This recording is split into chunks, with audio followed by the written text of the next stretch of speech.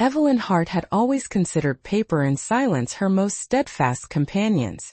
Paper, she believed, possessed a unique capacity for unbiased memory. Grocery lists, library cards, marginalia in her well-loved copy of Charlotte's Web, while silence patiently awaited the articulation of her thoughts. In stark contrast, her phone felt like a demanding, attention-seeking entity, chirping incessantly from the kitchen counter at the most inopportune moments, its screen blinking insistently like a frantic lighthouse, guiding vessels she felt utterly incapable of navigating. The evening her family called, she was immersed in the soothing task of thinning basil in her garden.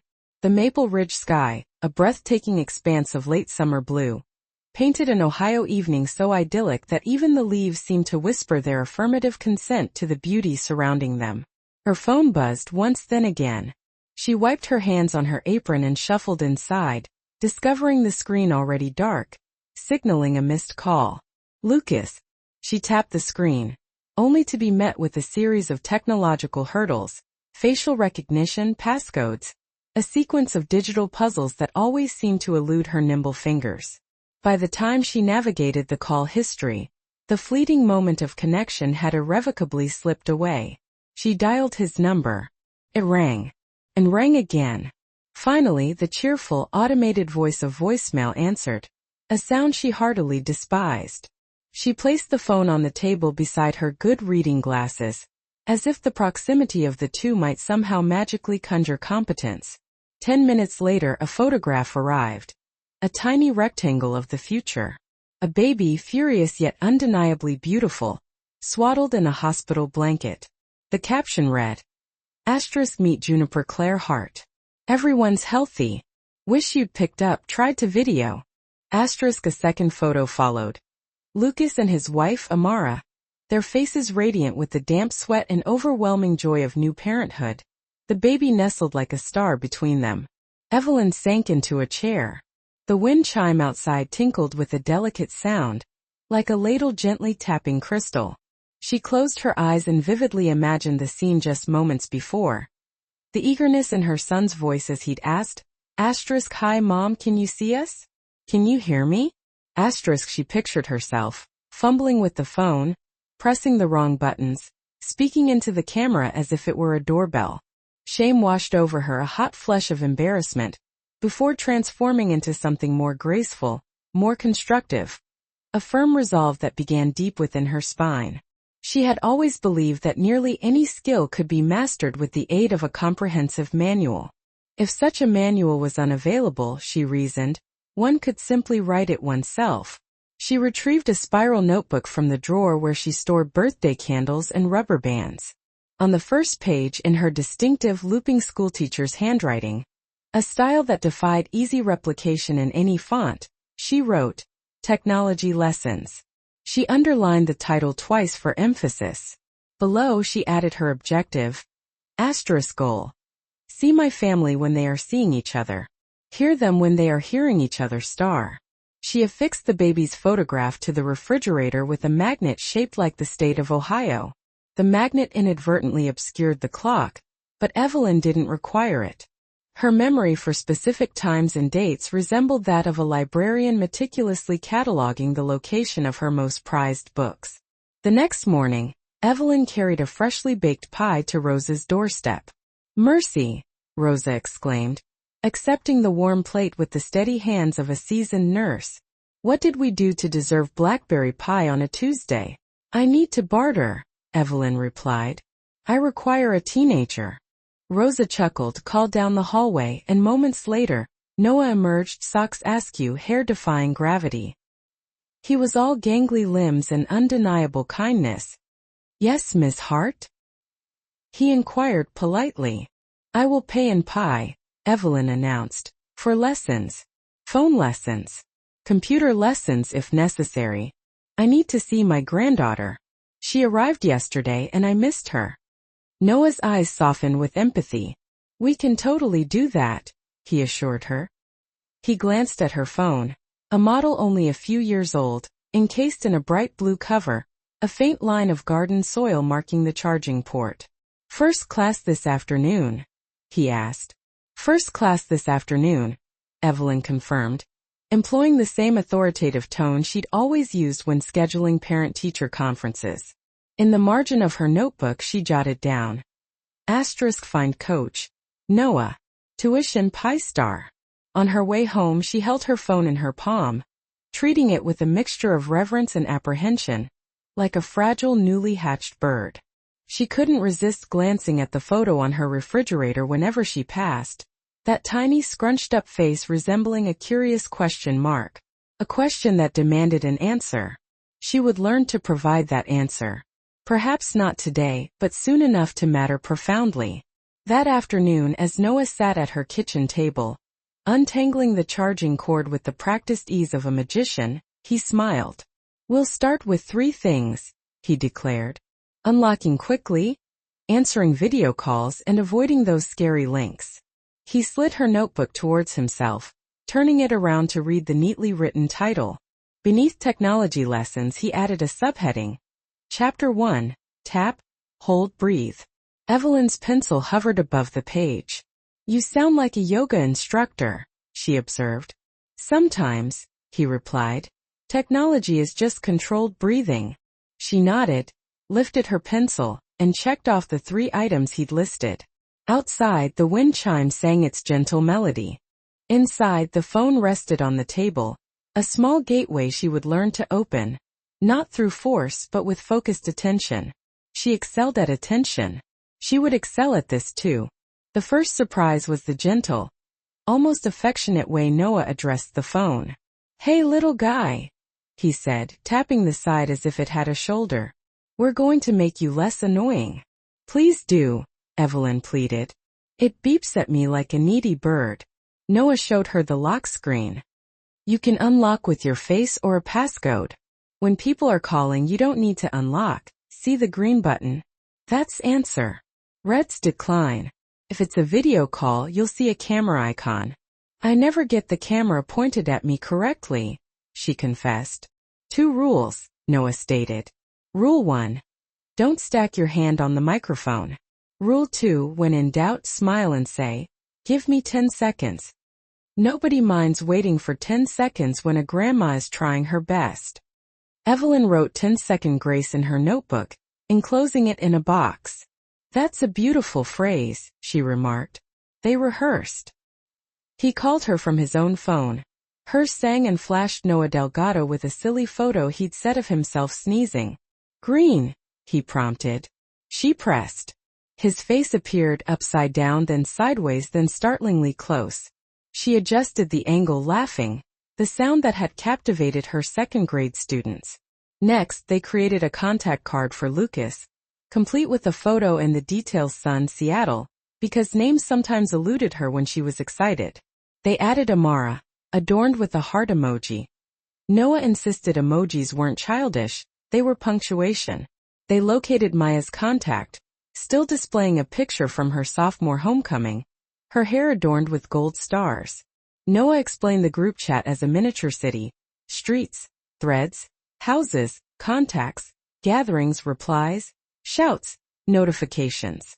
"You don't have to go to every party," he advised, reducing the number of alerts.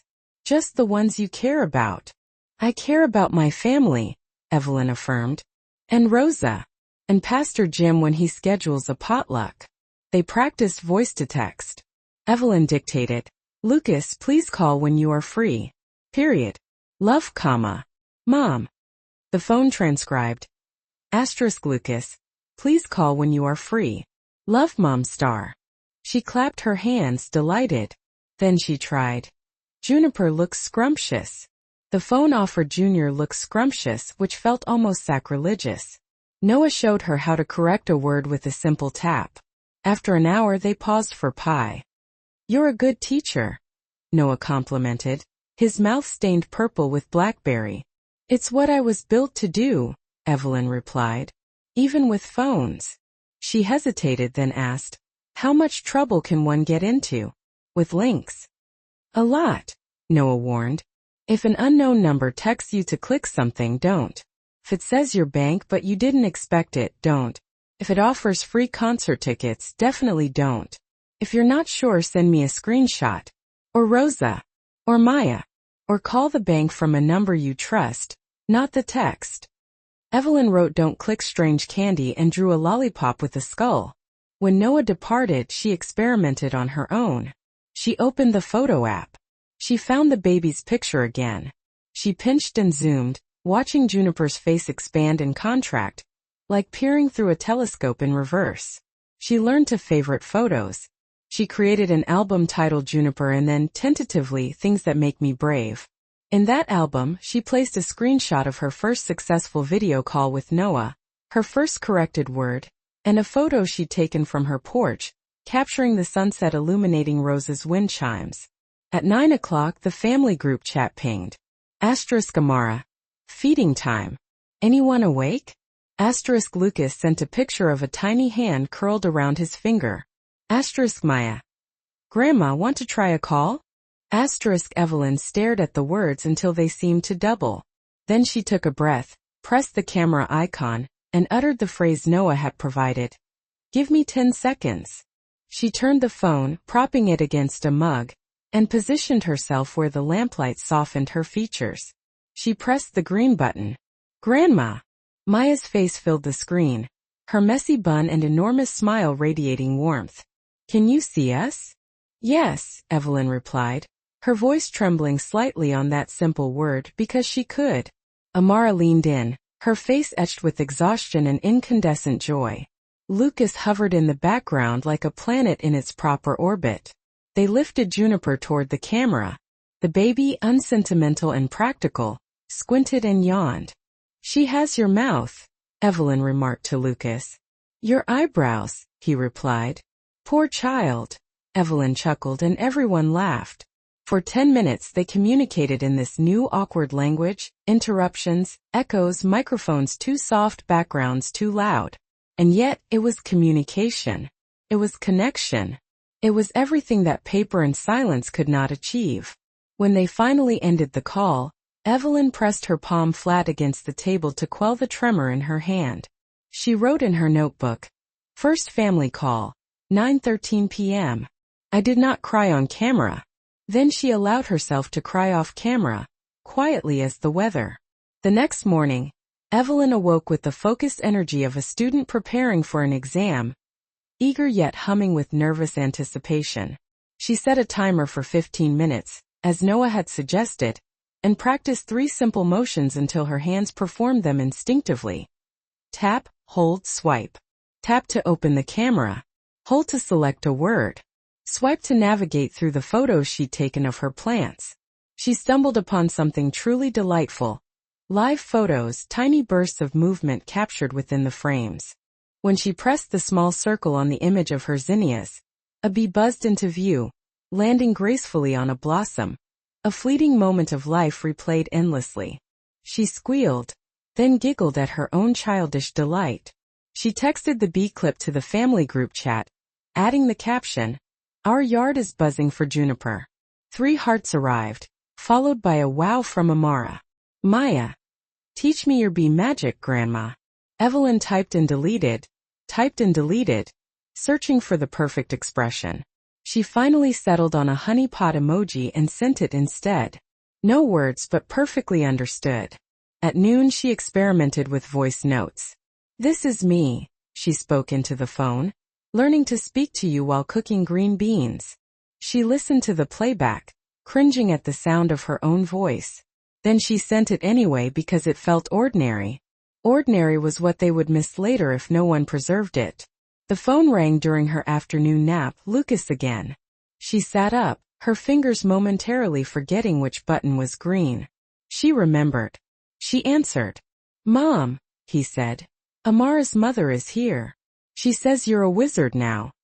A very slow wizard, Evelyn replied. You did it. We saw your bee.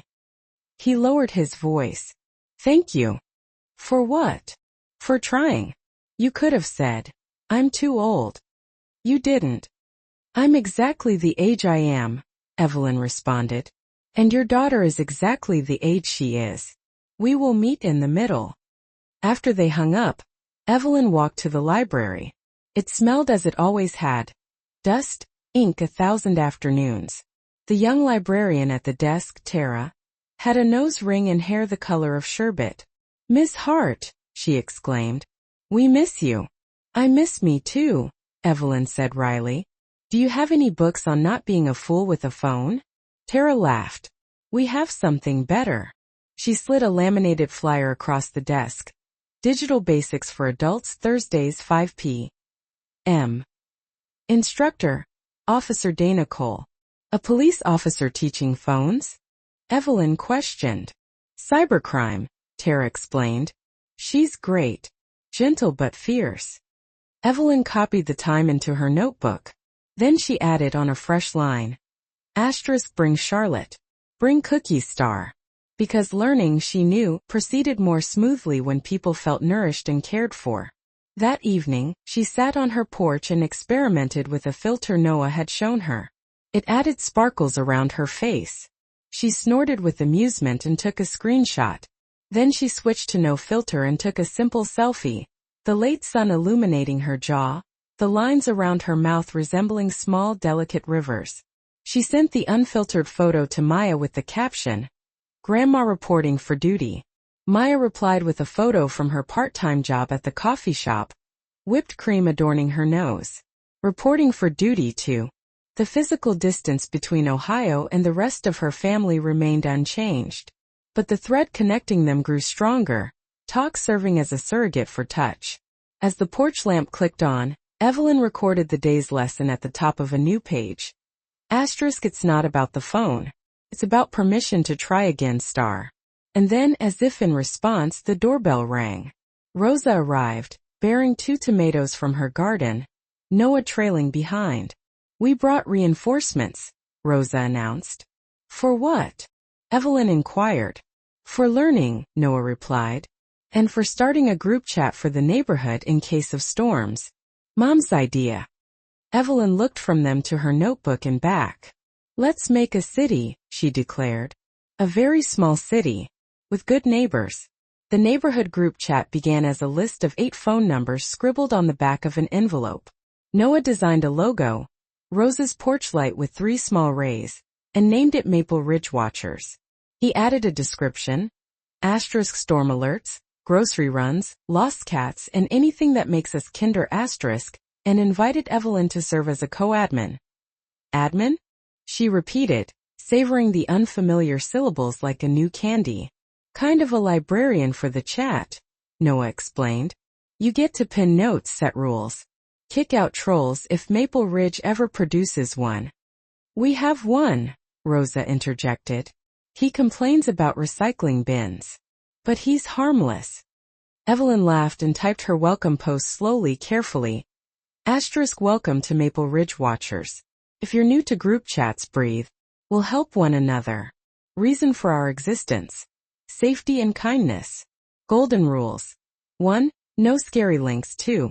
Assume good intent. 3. Ask for help before panic. Evelyn H. Charlotte Pierce joined within minutes, sending a photo of her dog in a raincoat. Testing. Is this thing on? She wrote, and 10 laughing reactions immediately appeared. From there, the community found its own rhythm. A neighbor requested batteries. Rosa volunteered extras. Someone reported a fallen branch. Pastor Jim arrived with a saw, humming a hymn under his breath. Evelyn watched the messages bloom like fireflies and realized, with astonishment, that she no longer felt isolated. She felt busy. Useful. At 7 the family thread chimed. Maya. Grandma, can you help me pick a dorm lamp? 3 photos followed. One shaped like a moon, one modern and sleek, one shaped like a mushroom Evelyn suspected was a joke. She considered her options and replied with purpose. The moon, obviously. It watches over reader's star. Amara sent a star emoji. Lucas sent a rocket. The screen filled with tiny pictures and the peculiar joy of being sought out for advice. Every community needed someone who chose lamps, remembered birthdays, and noticed, with steady patience, that zucchini bread tasted better the day after. She had always been that person. Now she was that person in a rectangle, too. Later that night, Lucas attempted a video call from the hospital. This time, Evelyn answered on the second ring. "We're going home tomorrow," he announced, pushing his hair back.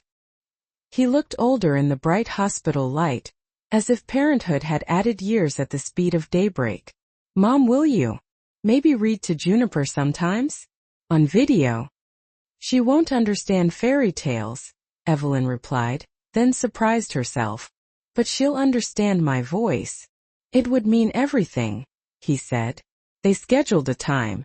Evelyn retrieved her copy of Goodnight Moon, soft as bread at the edges, and propped the phone on a stack of cookbooks until it met her gaze like an old friend. She tested the timbre of her voice, slowing it down until it felt soothing and comforting for a baby's ear. She wrote reading schedule in her notebook and left the notebook open on the table, a silent promise that didn't require folding. When the call ended, a notification appeared. An unknown number with a link claiming a package needed her signature. She almost tapped the link, the way you almost wave at someone who resembles a distant friend.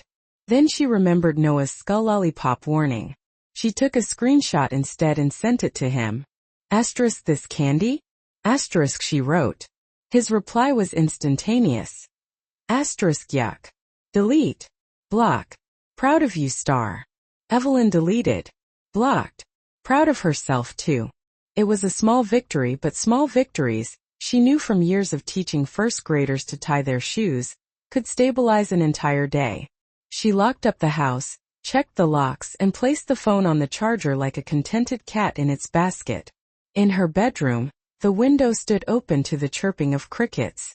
She lay down and imagined a thread extending from her pillow, through the night sky, across mountains and rivers, to a small bundle breathing in a Seattle apartment.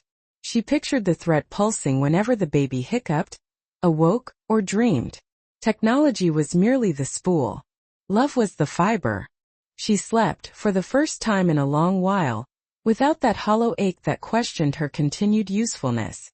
In the morning she would be needed. A lamp would be chosen.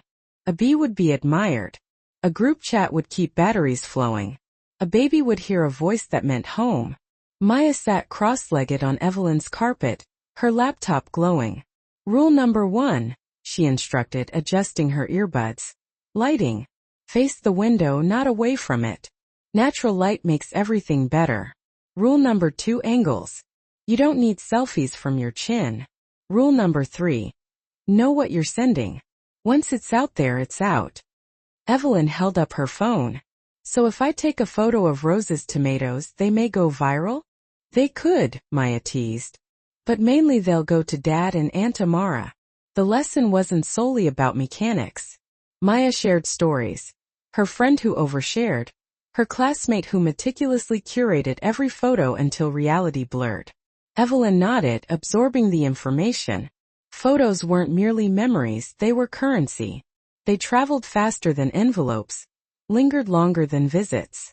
That evening, Evelyn stepped into Rose's yard, capturing the pink sky, the glistening dew on spiderwebs. When she sent the photo to the family group chat, Amara replied, "Frameworthy." Lucas wrote, "This is the grandma aesthetic I signed up for." And Maya posted 3 hearts. For once, Evelyn didn't feel old. She felt current. And that was even more surprising than anything else. The big call was scheduled. Lucas, Amara, and baby Juniper returning home from the hospital.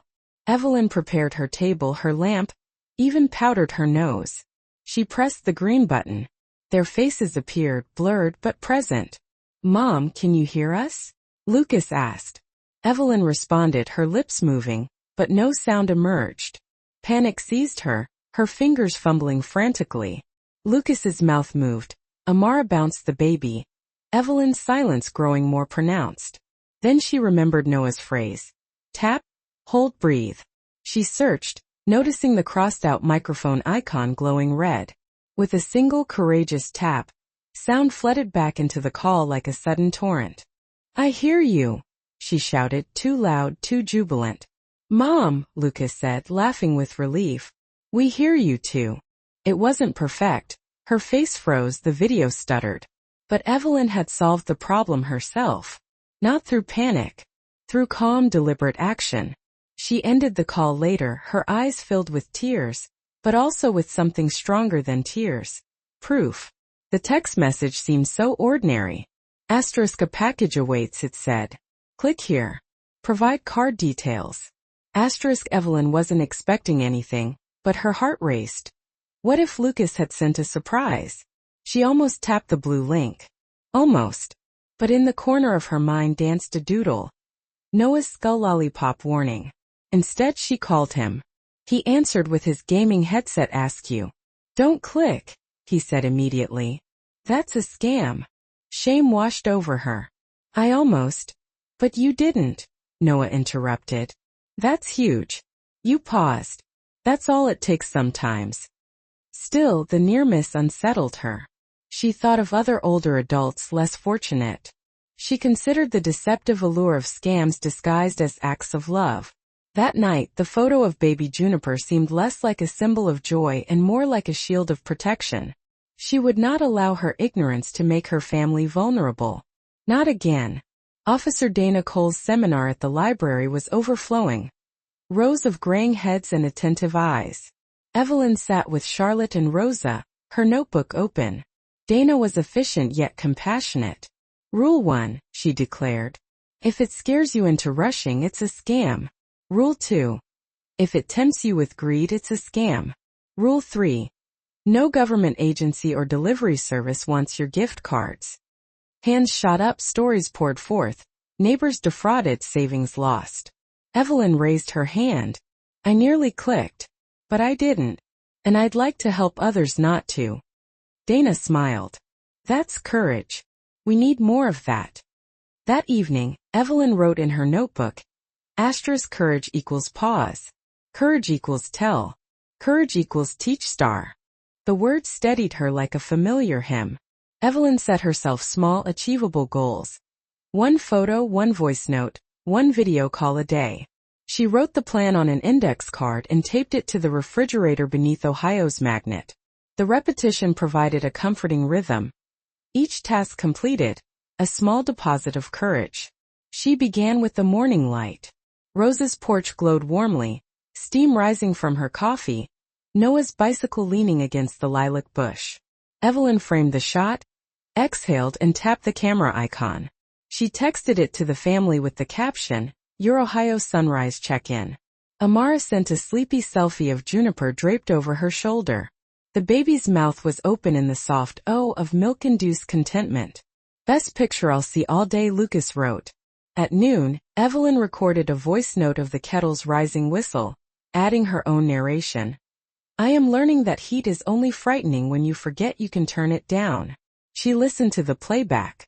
Her voice sounded older than she imagined, a blend of grain and honey, and yet somehow larger, like a bell, unaware of the size of the church it hung within. In the evening, she placed a video call to Charlotte. Video. Charlotte responded skeptically, as if Evelyn had suggested skydiving. It's a threshold, not a cliff, Evelyn reassured her. I'll go first.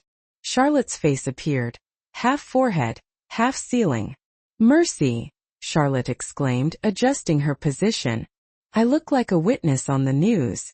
You look like my friend, Evelyn said, and Charlotte's chin lifted slightly. They laughed so long that the call timed out and had to be restarted. And by the third attempt, Charlotte had learned to center herself and angle herself toward the window. I'm presentable, she announced proudly. The practice extended beyond the calls. Evelyn found herself narrating her tasks. Seed packets labeled and stacked. A brief lesson on pinching basil for optimal growth. She texted short videos with the caption for Maya's future apartment herb shelf, and received a string of leaf emojis in return. On Thursday, Officer Cole emailed slides from the seminar, clear lists, fraud examples, and hotlines to contact. Evelyn forwarded them to the Maple Ridge Watchers group, adding a note.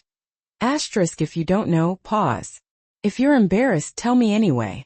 We'll untangle it together, star. The message elicited numerous expressions of gratitude and 3 requests for assistance. Evelyn scheduled a porch session and wrote porch tech bar in her notebook, half jokingly, half seriously. That night, Lucas called with a question about a pediatrician. I can't find the immunization record download, he said. Juniper's tiny coos faintly audible on the line. Evelyn pulled the laptop closer, opening the same portal she'd bookmarked hours earlier. She'd anticipated his need, then worried she was overstepping. Try the Documents tab, she said gently. Top right. It's blue until you hover your cursor over it. He clicked. Mom, he said, his voice filled with both awe and amusement. How did you? I practiced, she replied, simply stating the truth. There was a brief silence.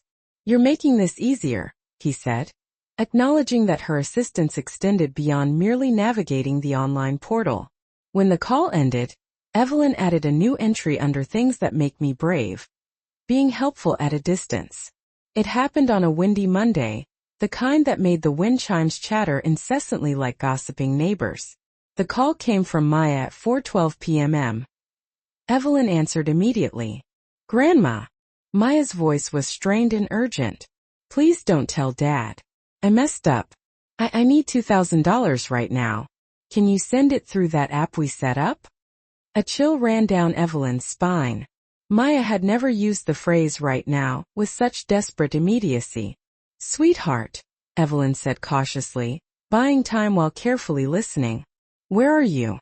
In a rideshare, the voice replied instantly, perhaps too instantly. Signal's bad. Please hurry. Evelyn glanced at the screen. The video panel remained dark. She pressed the camera icon. Let me see your face, darling, she said, her voice calm and steady, maintaining the composure of a seasoned teacher. Humor an old woman. A pause followed. The screen flickered. A face appeared, Maya's face, but its edges were blurry and unnatural, like a poorly executed cut-and-paste job. The background was a washed-out blur. The pupils were motionless, and the mouth movements were slightly out of sync with the spoken words. Please, the face said. 2,000. I can't explain. Evelyn's heart pounded, then slowed to a measured rhythm. Asterisk if it scares you into rushing, it's a scam. Asterisk Officer Cole's first rule of thumb resonated within her like a protective shield. Evelyn opened her technology notebook, as if retrieving a magical incantation. She wrote without looking down. Ask for a family code. They had established one after attending a library seminar. A seemingly silly word only they would know: watermelon. She looked back up at the unsettlingly artificial image of Maya. What's our family word, my love? Static filled the line. Grandma, please. What's the word? The pause stretched, becoming thinner and thinner, like spun sugar being pulled apart. The fake Maya blinked incorrectly, too slowly, then too quickly. We don't have time. Then we don't have money, Evelyn stated firmly and hung up, her hands trembling not from fear, but from the exhilaration of making the right decision. Her breath returned in ragged gasps. She called the real Maya. Straight to voicemail. She texted Lucas. Asterisk got a call from Maya asking for money. Deepfake likely. Check on her. I'm okay. Didn't send. Asterisk she reported the number through her mobile carrier. Then called Officer Cole, who answered on the second ring. You did perfectly, Dana said. Can you come by the station tomorrow? We're collecting instances. It helps us map where these scams are originating. I can, Evelyn replied. After the call, she stood for a long time at the kitchen sink, her palms pressed flat against the cool counter, listening to the quiet rhythm of her house. She wasn't ashamed. She was angry. Not the shrinking, cowering kind of anger, but the kind that expands your shoulders and strengthens your resolve. At 4:39 her phone buzzed. A video call, Maya. This time it was the real Maya, her hair tousled by the wind, a bit of coffee foam clinging to her lip. Grandma? Dad said, are you okay? I am, Evelyn replied. Are you? I'm fine. Maya's eyes were bright with tears. I'm so sorry that happened. It didn't, Evelyn said. Not to us. They made tea on opposite coasts, raising their mugs to the camera, their hands wrapped around the comforting warmth that transcended physical distance. We should choose a second code, Maya suggested, in case they guess watermelon. Make it something ugly, Evelyn said. Nobody will want it. They chose rhubarb, tart, stubborn and practical, and texted Lucas and Amara the update. Then Maya watched as Evelyn added rhubarb to her notebook, carefully drawing a box around it with bold, decisive strokes. "Grandma," Maya whispered unexpectedly, "I'm proud of you." The words settled over Evelyn like a perfectly fitted coat, warm and comforting. Amara's mother wanted a blessing for the baby, something simple and heartfelt. "We could do it in the living room," Lucas suggested, juggling nap schedules and work deadlines. But family. Family meant Ohio, Seattle, cousins in Arizona, and a great-uncle in Florida who rarely traveled. "What about a live stream?" Evelyn heard herself say. The word felt courageous on her tongue. "Pastor Jim would help. I can coordinate." She called Pastor Jim, who appreciated new technology almost as much as a new hymn. "We'll keep it reverent," he promised. "No bouncing fonts. I'll rope in Tara from the library for the technical aspects." They set the date for Sunday at 11 a.m. Pacific Time, 2 p.m. Eastern Time, a calculation Evelyn double-checked. Evelyn created a checklist, mirroring her meticulous approach to lesson planning. Confirm camera, test microphone, circulate private link, assign someone to monitor the chat for prayer requests, rehearsal on Saturday, same time, no baby required. This wasn't just the organization of a video. It was the orchestration of connection. On Saturday, she began the rehearsal with the calm authority that had once silenced a room full of 30 excited first graders. "We'll start on mute," she instructed. "Lucas and Amara will unmute for the reading. Pastor Jim will unmute for the blessing. Afterward, we'll unmute everyone for a group amen and then one at a time short messages. 2 sentences each. I'll call on you in order. We're not going to compete for the loudest expression of love." The practice went relatively smoothly. One participant joined with an echo, another's dog barked, and Pastor Jim momentarily forgot where the unmute button was located. Evelyn solved problems, redirected conversations, and even laughed along with the minor mishaps. By the end, the chat was filled with heart emojis and a series of "thank you" Evelyn notes that warmed her cheeks. Sunday dawned soft and bright. Evelyn wore her blue dress, the one with pockets that made her feel resourceful.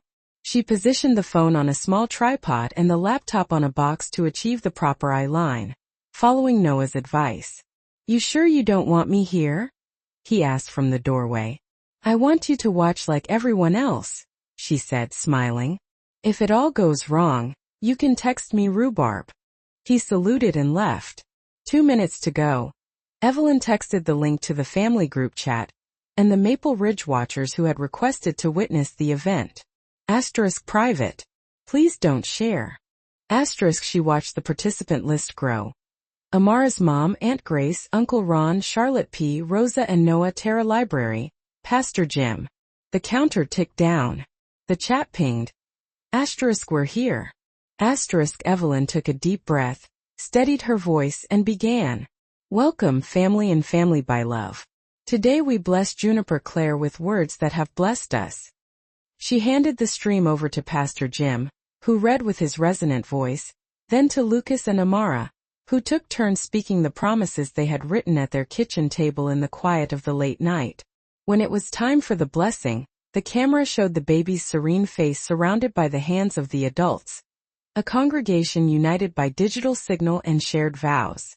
Evelyn watched the chat fill with amen messages from 5 states and 2 time zones, and for a moment she saw the internet not as a chaotic tangle, but as a loom, weaving individual threads into a beautiful pattern. Afterwards she called out names. Each voice offered a greeting, a memory, a wish. "Grow sturdy," said Aunt Grace. "Grow curious," said Tara. "Grow kind," said Rosa. When it was Charlotte's turn, her dog barked. "Grow unfazed," Charlotte added, and everyone laughed. They ended on time. The video was saved to a private folder. Evelyn released a long, contented sigh she hadn't realized she'd been holding since the missed birth call. She texted the link to those who couldn't attend. Lucas called minutes later, his eyes glistening with emotion. "Mom, you made that happen."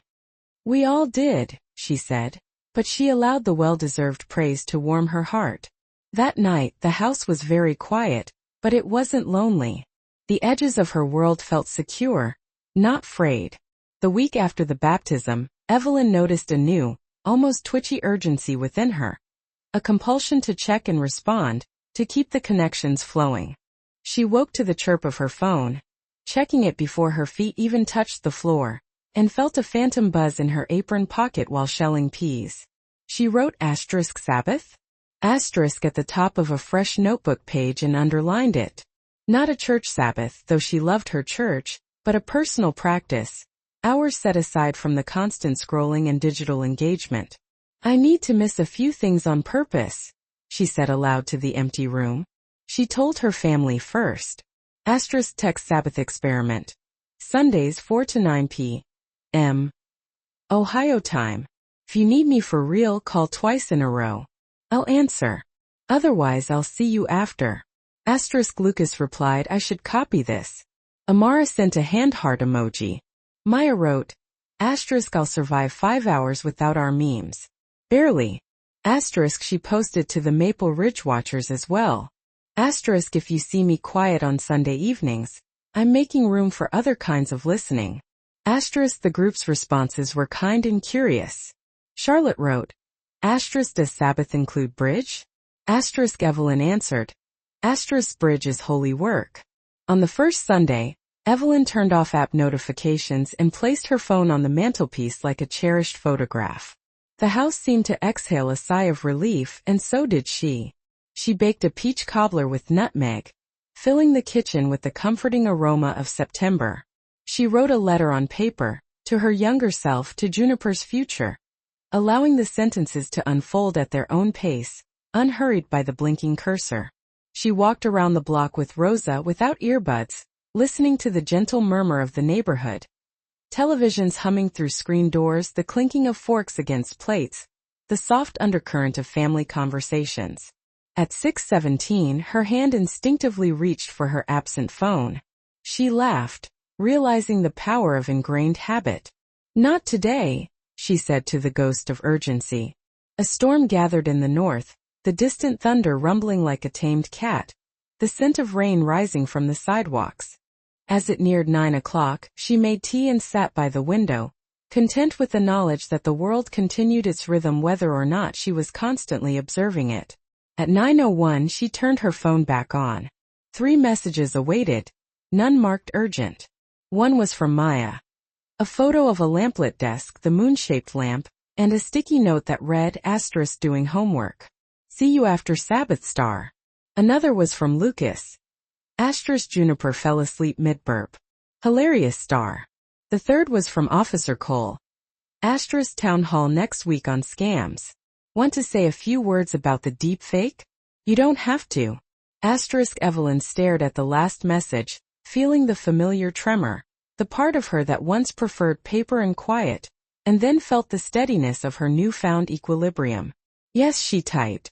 I'll speak. Then she added, for herself as much as for Officer Cole. I'm not embarrassed. I'm practiced. Before bed, she copied a line from her letter into her notebook. Sabbath is the pause that lets the music mean more. She closed the book, placing it under her pillow as if lessons could be absorbed through osmosis, and slept soundly, feeling securely connected to what truly mattered, unburdened by what did not. The library meeting room smelled faintly of lemon polish and aging encyclopedias. Chairs were arranged in a circle. A coffee urn hissed softly near the back table. Tara, the librarian with sherbet-colored hair, had posted a sign, Silver Signals, Technology Club for Seniors, led by Evelyn Hart. Evelyn felt a sudden urge to hide under the table, but Charlotte arrived first, setting down a Tupperware container of oatmeal cookies. If you teach, I'll bake, she said. Division of labor. Soon others arrived, Mr. Perkins from the barbershop, 2 widows from the quilting guild, and Pastor Jim carrying a notebook the size of a hymnal. Rosa waved from the doorway before heading to her night shift, Noah trailing behind with a power strip and extra chargers. Evelyn cleared her throat. We're not experts. We're explorers. Today our first map. How to send a photo without sending your soul. Laughter filled the room, easing the initial tension. They practiced taking selfies, their hands trembling at first, but growing steadier with repetition. Charlotte captured herself mid-bite of a cookie. "For posterity," she declared, sending the photo to the group chat Evelyn had created for practice. Soon the room buzzed with pinging notifications and delighted gasps. Photos of purses, shoes, even the ceiling. Officer Dana Cole stopped by near the end, her uniform crisp, her smile warm and reassuring. She reminded them of common scam red flags and demonstrated how to block unwanted numbers. "Courage is contagious," she said. "You'll catch it from one another." Evelyn went home tired, with cookie crumbs in her pocket and her notebook filled with small victories. Charlotte pressed send. Mr. Perkins blocked spam. Pastor Jim typed amen, without autocorrect changing it to amenities. She closed her eyes that night and saw the room illuminated not by fluorescent lights, but by the warm glow of courage shared from person to person. The August heat hung heavy and oppressive like a thick quilt. Boxes filled Maya's room, the moon-shaped lamp wrapped in towels for the journey to Boston. Evelyn helped fold clothes, though her hands kept pausing, smoothing fabrics that no longer carried the scent of Maya's childhood. "Grandma," Maya said, "don't look like that. I'll call. Every day if you want." "Not every day," Evelyn said. "You'll be busy. But once a week sincerely." The night before her departure, they arranged a formal farewell call. Lucas and Amara dialing in, Rosa and Noah on another screen, Charlotte waving with her cookie tin. Evelyn managed the call like a conductor, muting and unmuting participants, highlighting speakers, and gently guiding the flow of goodbyes. When it was time, Maya hugged her tightly. "Don't forget we've got rhubarb," she whispered. "And watermelon." Evelyn kissed her forehead. "And we've got patience." After the car drove away, Evelyn sat on the porch. Her phone buzzed. A photo from Maya, smiling through the car window, captioned, "See you in pixels, Grandma." Evelyn saved it to her Things That Make Me Brave album. For the first time, she understood that bravery could feel like grief dressed in its Sunday best. Bills, accounts, streaming services, every password had become a tiny locked door. Evelyn's notebook pages became increasingly cluttered with symbols and corrections. One morning, after a forgotten login locked her out of a utility website, she slammed the book shut and stared at her sewing basket. The idea came to her fully formed. She gathered squares of fabric. Blue for bills, yellow for medical, green for family, red for banks. Each square would represent a password system, her own analog quilt of memory. She stitched them together in a 9-patch design, framed it, and hung it near her desk. When she needed a clue, she would trace her finger over the fabric. The blue square meant the password began with a childhood address. Yellow meant it ended with a flower name. The quilt was mnemonic art, part security system, part poetic expression. She showed it at silver signals. "Passwords," she said, "don't have to be chaos. They can be craft." Charlotte clapped as if it were the Gettysburg Address. "I'll make one with cats," she said. By evening, Evelyn's quilt was not just a tool, but a talisman. She touched the blue square and whispered, "Maple." The red square and whispered, "Strength." Passwords became less like barriers and more like a personal story only she could decipher. September brought a storm that shook Maple Ridge violently. The power flickered, thunder booming like drums in a war. Evelyn lit candles, then reached for her phone, charged and ready. The Maple Ridge Watchers thread was already buzzing with activity. Asterisk tree down on Main. Anyone need a generator? I can check on Mrs. Green Star. Evelyn typed, asterisk all safe here. Checking on Charlotte next star. She put on her boots and walked through the driving rain to Charlotte's porch. Charlotte was fine, nervous but dry, her dog howling at the thunder. Evelyn quickly snapped a photo. Charlotte in a raincoat holding a lantern looking resolute. She posted it to the group, safe and stubborn. Back home, she opened a video call with Lucas. Storm here but we're steady, she reported. He showed Juniper snoring peacefully in her bassinet. Her tiny fists curled. By the time the power was restored, Evelyn realized the group thread had become more than just casual conversation. It had evolved into a strong, supportive network, woven tightly enough to catch fear before it could fall. She wrote in her notebook, asterisk storms test the roof. Storms prove the rafters. Our rafters hold. By October, Evelyn's porch had been transformed into something unexpected. A folding table held chargers, a thermos of lemonade, and her ever-present notebook. Neighbors began dropping by, not for sugar or tools, but for 5 minutes with the phone doctor. Mrs. Green brought a crack screen. Evelyn showed her how to back up her photos before it finally gave out. Pastor Jim confessed he couldn't master email. Within minutes, Evelyn had him sending hymns as email attachments. Even Rosa, a competent nurse and mother of 2, admitted she didn't understand her health app's endless graphs. Noah had designed a sign that hung from the screen door. Heart Help Desk, payment in cookies or kindness. People honored it with banana bread, tomatoes, and even a crocheted pot holder. One evening, after 3 visitors and a dozen laughs, Evelyn leaned against the porch railing, a glass of lemonade in her hand. The sky glowed orange, cicadas droning in the twilight. She realized she had become more than just a student. She was a bridge built on kindness and patience. She wrote in her notebook, teaching is the highest form of remembering. Thanksgiving approached, and travel was impossible for half the family. Evelyn proposed an experiment. A full online family reunion. Not just a call, she told Lucas. A gathering. We'll have trivia, stories, and slides. For 2 weeks she prepared. Noah taught her how to share screens. Tara scanned old family photos from the library archives. Evelyn rehearsed her timing with Charlotte, who volunteered to keep score for the trivia game. She created slides titled *Heart Family Legends. True or exaggerated? * complete with photos of Lucas as a child in cowboy boots. The evening arrived. 20 small squares bloomed on the screen, Arizona cousins, Florida uncles, Boston-bound Maya, sleepy Juniper in Amara's arms. Evelyn welcomed them, her voice as steady as a conductor's baton. There was laughter when Pastor Jim accidentally buzzed in with the wrong answer. Tears welled up when Amara's mother shared the story of her immigration. Cheers erupted when Charlotte declared Evelyn the supreme cloud host. At the end, Evelyn shared a slide of the password quilt, each square brightly displayed on screen. Our lives, she said, are stitched from fragments. Tonight we sew them together again. The silence that followed was sacred, even across the miles and digital connections. It was a Tuesday afternoon, unremarkable as a pile of folded laundry, when the call came. Evelyn almost missed it while watering her violets.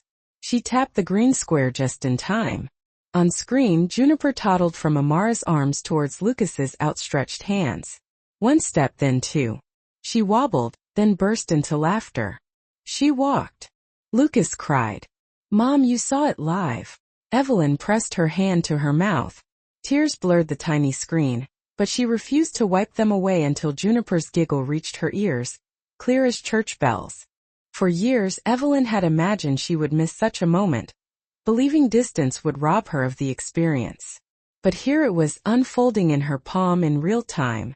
Not perfect, not physically present, but undeniably true. When the call ended, she printed a screenshot of Juniper mid-step and taped it into her notebook. Beneath she wrote, sometimes presence is not where your body stands, but where your attention kneels. Winter arrived early in Maple Ridge.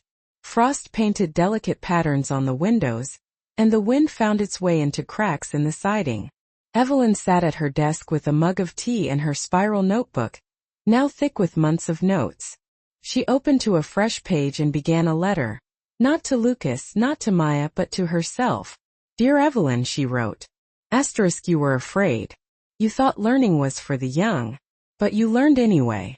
You answered when life called, sometimes on the second ring, but you answered. You saw your granddaughter walk. You hosted a reunion that stitched 4 states into one room. You turned your porch into a classroom. You refused to be fooled by a fake voice, because you remembered your real ones. You are exactly the age you are, and it is enough. * she read it twice, then picked up her phone. In the Silver Signals group chat, she snapped a photo of the letter and typed one word below. Send. Reactions poured in: thumbs up, hearts, applause emojis. Charlotte replied, "Frame this, dear. It belongs on a wall." Evelyn set down her phone. Outside, the wind chime struck a clear, bright note. Inside, the house felt less like a protective cocoon and more like a lighthouse, quiet, steady, its light shining out into the distance.